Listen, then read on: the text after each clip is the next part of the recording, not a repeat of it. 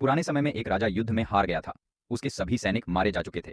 राजा किसी तरह अपनी जान बचाकर जंगल में भाग गया। सैनिक उसका पीछा कर रहे थे। वह बचने के लिए एक गुफा में छिप गया। सैनिक राजा को जंगल में खोजते खोजते उस गुफा तक पहुंच गए। गुफा के अंदर राजा को ढूंढा, लेकिन सैनिक उसे ढूंढ नहीं सके।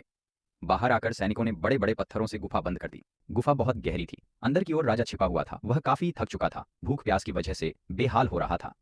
उसके शरीर में ताकत भी नहीं बची थी। शत्रु सैनिक गुफा बंद करके वहां से चले गए तो राजा अंदर बैठा बैठा सोच रहा था कि अब तो उसका जीवन खत्म हो गया। वह गुफा से कभी बाहर नहीं निकल पाएगा। राजा निराश हो चुका था। तभी उसे माँ की एक बात याद आई। उसकी माँ कहती थी कि कुछ तो कर, यूं ही मत मर। ये बात याद आते ही राजा में फिर से ऊर्जा आ गई। उसने सोचा कि कोशिश किए बिना हार नहीं मानना चाहिए। राजा गुफा के द्वार से पत्थरों को हटाने का काम शुरू कर दिया।